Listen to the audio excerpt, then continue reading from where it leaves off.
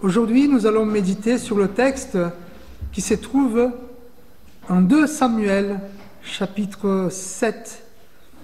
C'est le texte où Dieu va faire une alliance avec David.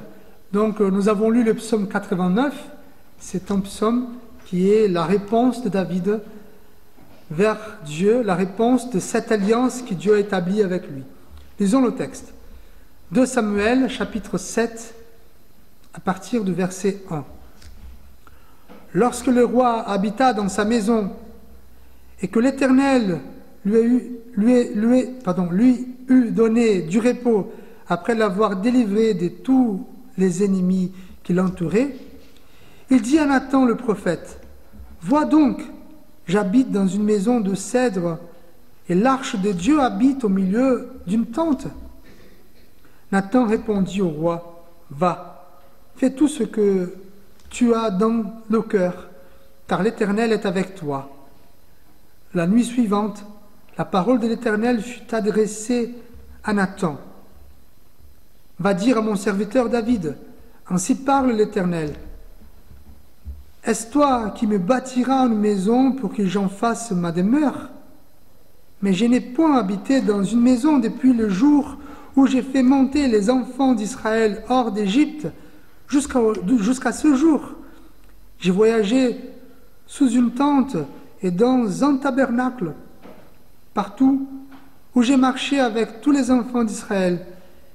Et je dis un mot à quelqu'un des tribus d'Israël à qui j'avais ordonné de paître mon peuple d'Israël. Et je dis, pourquoi ne me bâtissez-vous une maison de cèdre? Maintenant, tu diras à mon serviteur David, ainsi parle l'Éternel des armées. Je t'ai pris au pâturage, derrière les brebis, pour que tu fusses chef sur mon peuple, sur Israël. J'étais avec toi partout où tu as marché. J'ai exterminé tous tes ennemis devant toi, et j'ai rendu ton nom grand comme les noms des grands qui sont sur la terre. J'ai donné une demeure à mon peuple, à Israël, et je l'ai planté pour qu'il soit fixé et ne soit plus agité, pour que les méchants ne l'oppriment plus comme auparavant. Et comme à l'époque où j'avais établi des juges sur mon peuple d'Israël, je t'ai accordé du repos en te délivrant de tous tes ennemis. Et l'Éternel t'a annoncé qu'il te créera une maison. Quand tes jours seront accomplis et que tu seras couché avec tes pères, j'élèverai ta postérité après toi, celui qui sera sorti de tes entrailles, et j'affirmerai son règne. Ce sera lui qui bâtira une maison à mon nom, et j'affirmerai pour toujours le trône de son royaume. Je serai pour lui un père, et il sera pour moi un fils. S'il fait le mal, je le châtierai avec la verge des hommes et avec les coups des enfants des hommes. Mais ma grâce ne se retirera point de lui, comme je l'ai retiré de Saül, et je rejeté devant toi. Ta maison et ton règne seront pour toujours assurés, ton trône sera pour toujours affermi. Voici la parole de Dieu. Prions. Seigneur, viens illuminer nos cœurs afin que nous comprenions ta parole et ton enseignement ce matin. Au nom de Jésus, Amen. La fin de l'année arrive. Nous sommes déjà dans l'ambiance, nous préparons Noël. Et en fait, c'est à peu près à ces moments-là que nous sommes toujours invités à réfléchir à notre vie, à la manière dont nous avons conduit notre existence. 7 ans. Réfléchir au projet que nous avons fait, si nous avons réussi ou si nous avons échoué. Mais c'est le temps aussi de penser aux nouveaux projets. Projets de genre simple, comme faire du sport, maigrir, étudier une nouvelle langue ou d'autres choses. Des projets peut-être un peu plus importants. Si je vais m'engager dans une association, les voyages que je vais faire, et même des projets avec Dieu, Cette année, l'année 2023, je vais m'engager dans une église, je vais lire toute la Bible ou d'autres choses. Par contre, frères et sœurs, nous savons que nos projets peuvent échouer. Peut-être que vous êtes déjà déçus parce que vous n'avez pas accompli vos derniers projets. Peut-être vous n'avez aucun projet. Vous êtes simplement comme un bateau au gré du vent. Ça, c'est possible aussi. Mais notre texte aujourd'hui, il parlera, il va mettre l'accent sur Dieu, le Dieu qui est le Seigneur de nos projets et de nos plans. En fait, moi, je voulais bien faire 2 prédications. Donc, une aujourd'hui et une prédication au début de l'année, au 1er janvier. Les 2 sur ces sujets, le Seigneur, Dieu qui est le Seigneur de nos projets, et une prédication, Dieu en tant que le Seigneur de notre avenir et le Seigneur de notre vie. Donc, nous allons rester 2 prédications autour de ce texte. Alors, pour bien comprendre le texte, il faut voir 2 images ici présentes. La première image, c'est un roi victorieux, puissant. Victorieux et puissant. Et ce roi-là, il a un projet audacieux. Quel est son projet? Il souhaite bâtir un temple à Dieu. Et par conséquent, avoir un royaume établi.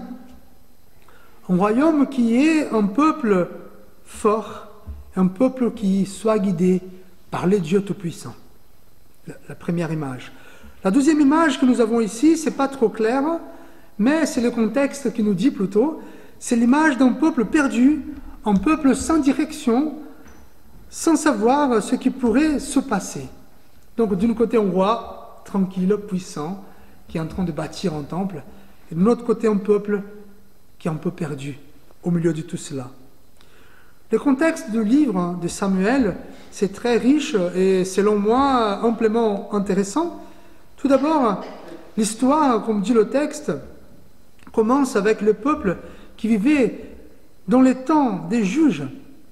Alors pour ceux qui ne connaissent pas trop l'histoire d'Israël et des Judas, après Moïse sorti de l'Égypte, il va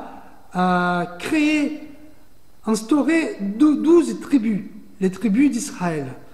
Et à cette époque-là, il n'y avait pas encore des rois en Israël, et donc c'était des juges qui jugeaient les peuples.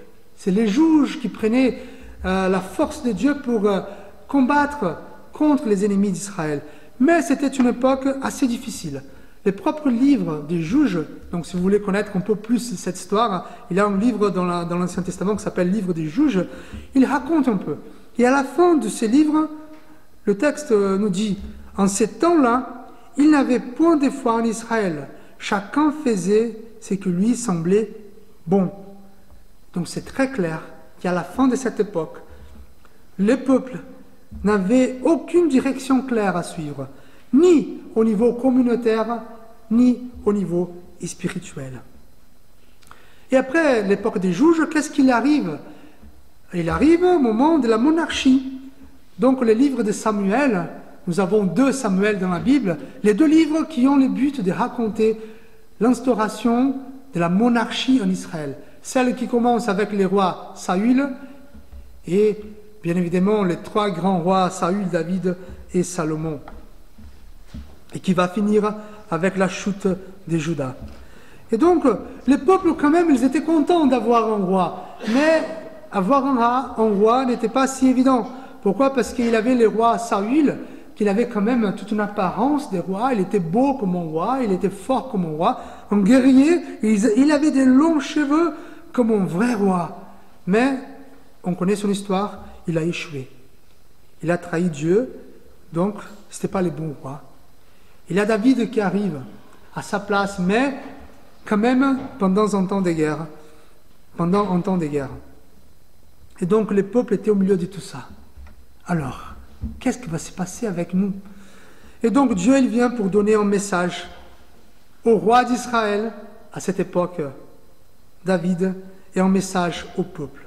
Il va leur dire, je suis le Seigneur de vos projets je suis le Seigneur de votre avenir et je suis le Seigneur de votre vie.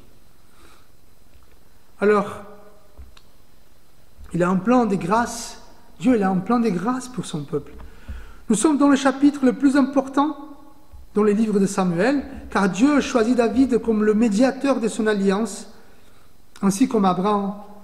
Effectivement, un sujet remarquable dans l'histoire de l'humanité, de l'histoire du peuple d'Israël.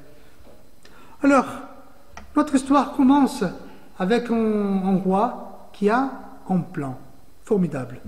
David, finalement, vit une période tranquille dans sa vie. L'histoire de David nous raconte qu'il était persécuté. Il a eu un moment dans sa vie qu'il était dans une grotte parce qu'il s'est caché de ses persécuteurs. Il était à plusieurs reprises dans des guerres où sa vie a été mise en danger. Mais à ces moments, il est tranquille. Le texte dit qu'il habite dans une maison de cèdre. Il y a des traductions qui disent qu'il habitait dans un palais. Et cela veut dire stabilité, ça veut dire le confort. Le fait d'habiter dans une maison de cèdre ou dans un palais a l'essence des pouvoirs, des richesses. Pas mal pour David. C'est lui qui était persécuté, il était constamment en guerre. Le texte dit aussi que tous ses ennemis ont été battus. L'ambiance de joie prend sa place, car la victoire devient courante dans la vie de David. Et surtout, David se bénéficiait de la paix accordée par Dieu. Alors, pour toutes ces raisons, nous pouvons dire que David avait du temps pour réfléchir sur un projet intéressant et exécutable. David décide de bâtir un temple à l'honneur de Dieu, vu qu'il habitait dans un palais et Dieu sous la toile d'une tente. Ça semble évident quand même. Lui, il était dans un palais, tandis que Dieu, celui qui lui a tout donné, il était dans une tente, sous une tente. Et donc, il décide de bâtir un temple. Quelles étaient donc les raisons du roi? Les raisons pour lesquelles le roi a décidé de bâtir un temple à Dieu. Bon, d'abord, la volonté d'honorer Dieu. La dévotion est vraiment le fondement premier qui pousse David à bâtir ou à avoir ce projet, à planifier ce projet de construction du temple. Nous ne doutons pas qu'honorer Dieu était la base des intentions de David, vu tout ce qu'il a reçu de la part de Dieu. Mais il y a une deuxième raison, c'est la volonté d'accomplir la parole de Dieu. David, à un moment donné, lorsqu'il a eu cette idée, ce plan, il appelle le prophète, c'est lui qui portait ce titre, c'est lui qui était le porte-parole de Dieu, un prophète. Il appelle le prophète pour évaluer son plan, son projet.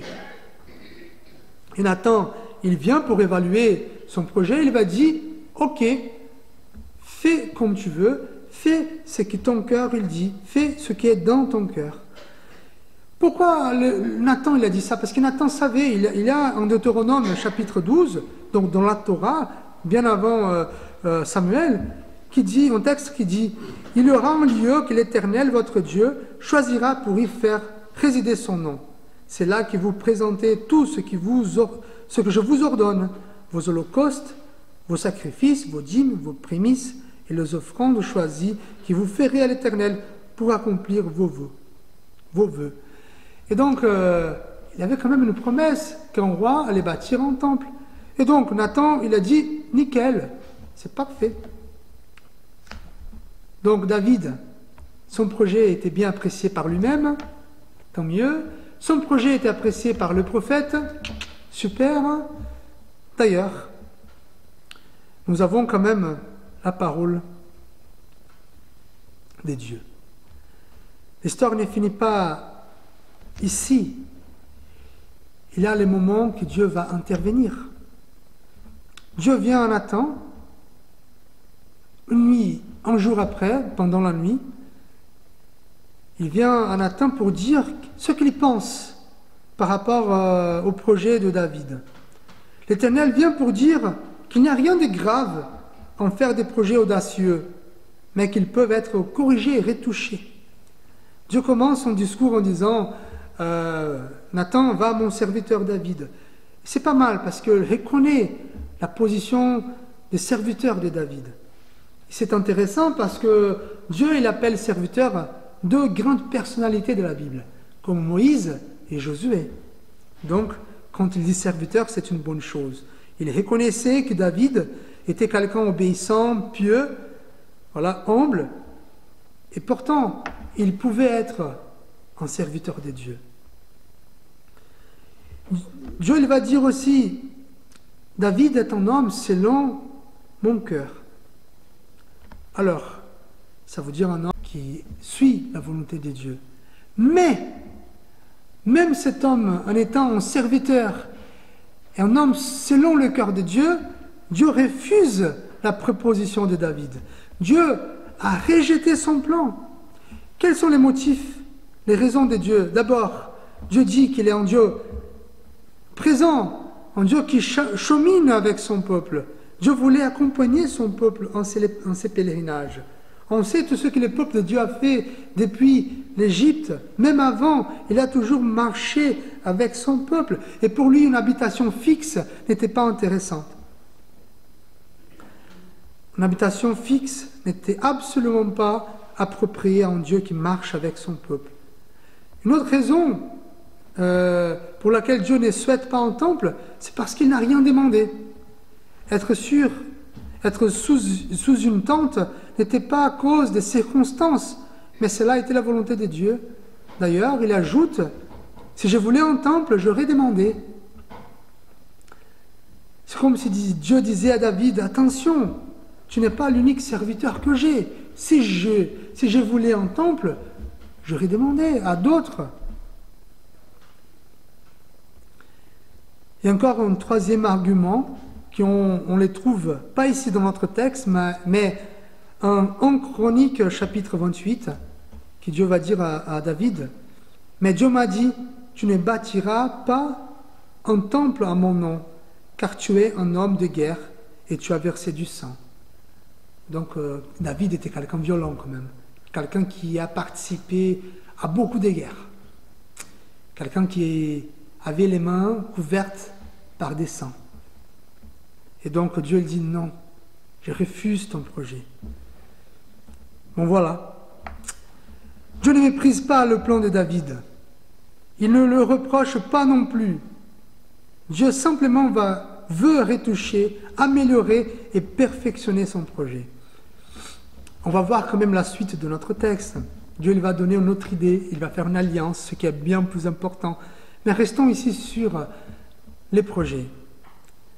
Le texte nous révèle, et je vais conclure, que le projet de David est circonstanciel. David, il examine les conditions qui sont devant lui, puis il regarde et évalue tout ce qu'il possède pour exécuter ses plans. En fait, il est tranquille, il est riche, il a du temps, il peut bâtir un temple. C'est circonstanciel. Il ne pouvait pas bâtir un temple quand il fuyait et quand il était dans une grotte, quand il était encore berger. Donc son plan, c'est circonstanciel. Cela n'est pas grave, mais sachons que même si notre projet de vie est excellent, même si notre projet familial, notre projet de carrière sont admirables, nos plans sont toujours circonstanciels, selon les moments que nous vivons. Si nous avons une bonne santé, nous allons faire des choses par rapport à la santé. Si nous n'avons pas beaucoup d'argent, nous allons faire des projets, c'est toujours comme ça. Et donc, c'est pour ça que nos projets peuvent échouer. Ils sont limités. Par contre, il ne faut pas être découragé. Faisons des projets. Allons-y. Je crois que c'est bon de faire des projets. La Bible même nous incite à cela. Mais le problème, c'est de faire confiance avec tout notre cœur sur un projet, quoi qu'il soit. Le problème, c'est quand nous pensons que nous avons le contrôle de nos vies. Et bien sûr, le problème, c'est quand nos projets personnels deviennent notre seule espérance.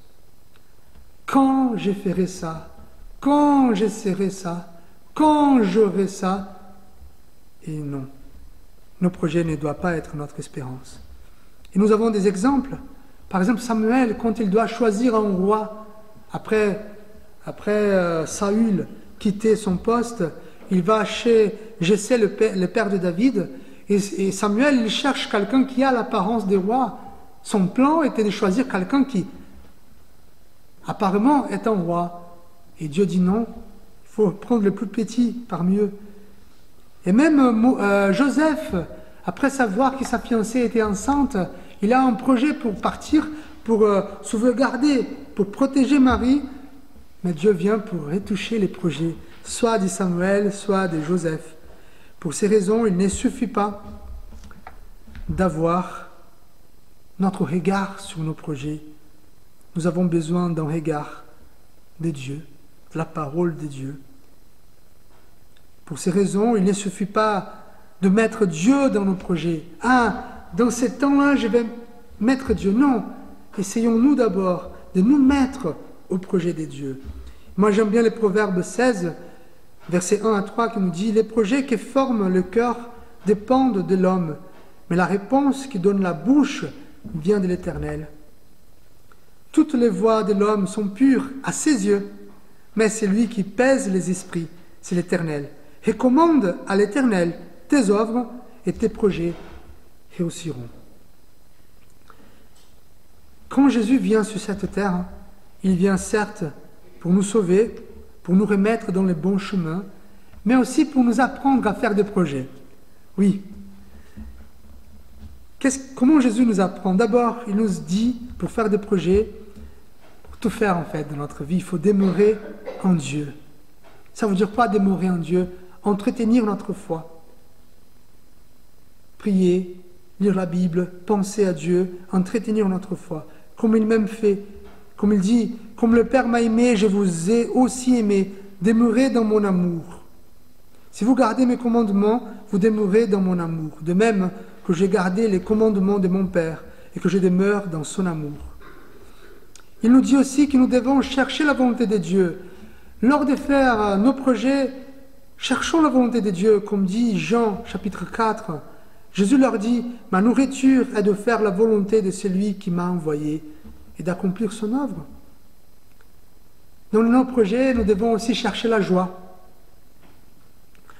En Hébreux 12, chapitre 1, nous dit « Et courons avec persévérance dans la carrière qui nous est ouverte, ayant les regards sur Jésus, le chef, le consommateur de la foi, en vue de la joie qui lui a été réservée, à souffrir la croix. » Donc, il a pu souffrir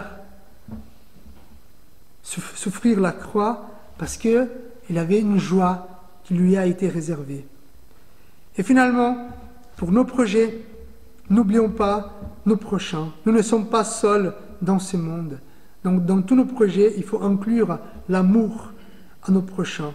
Comme nous dit Jean 13, « Je vous donne un commandement nouveau. Aimez-vous les uns les autres, comme je vous ai aimés. » Alors, j'espère bien que vous ayez des projets pour l'année prochaine, qu'ils soient simples, que notre Église ait des projets, qu'on prépare des projets, mais restons quand même ouverts à la touche de Dieu. Parce que comme ça, nous serons certains que nous sommes dans les bons chemins. Prions. Seigneur, notre Dieu, notre Père, merci Seigneur de nous donner l'intelligence de faire des plans, des projets, d'évaluer les circonstances, Seigneur. Merci pour cette intelligence. Merci aussi pour ceux qui ont cette capacité d'évaluer tous les avantages et les inconvénients de la situation. Mais Seigneur, nous sommes limités. Nos plans et nos projets sont circonstanciels, éphémères. Donnez-nous, Seigneur, ton regard sur nous, sur nos projets. Donnez-nous, Seigneur, cette initiative pour venir envers toi avec nos projets en demandant ton regard sur ces projets. Et s'il faut, Seigneur, retouche-le pour que nous puissions marcher selon ta volonté. Nous t'en prions au nom de Jésus. Amen. Dans toutes vos préparations de l'Avent, restez vigilants avec vos yeux sur le Christ, dont la naissance dans une mangeoire est aussi la promesse de sa nouvelle venue en gloire. Que la bénédiction de Dieu, Père et Fils, et Saint-Esprit soit avec vous dès maintenant et pour toujours.